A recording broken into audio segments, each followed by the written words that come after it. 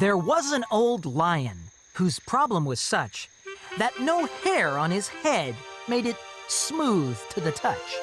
He tried to be king in the jungle so vast, but the animals snickered whenever he passed. It wasn't his fault his dome was so bare. Oh, what a to-do for the sake of no hair. The monkey, he chortled. He hadn't a care. Hoots of derision would fill up the air. And that wasn't all. There were smirks and guffaws. The worst was to come with the cackling macaws. The hippo was gurgling. The zebra did laugh. "Oh, my face, it is hurting," said a hooting giraffe. "Oh, flip," said the lion. "This problem's too big. I'll go to the store and buy a new wig. I'll stop all this mocking whenever I pass. I'll come back all noble. A lion with class." Early next morning, he sneaked in a shop that catered for heads with nothing on top.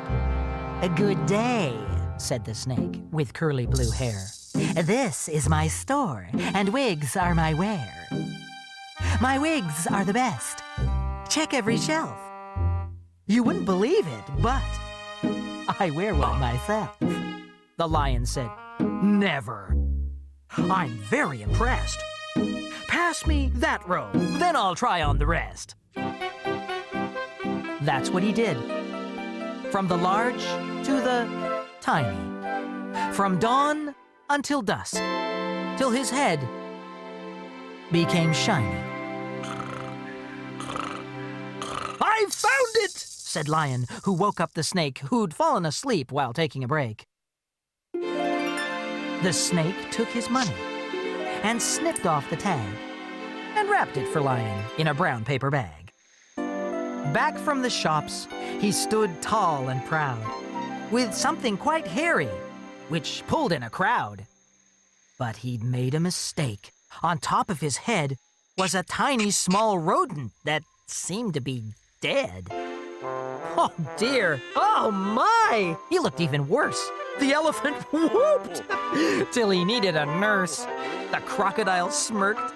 The snakes all jeered. The mice all chorused, "He looks so weird!" The lion looked cross. Enough was enough. He pulled off his wig and stormed off in a huff. He called Dr. Boo, witch doctor to kings, to sort out his problem and other such things. Witch doctors, you see, are old and wise. They have smelly feet and eat spiders in pies. He grabbed the lion and had a good look.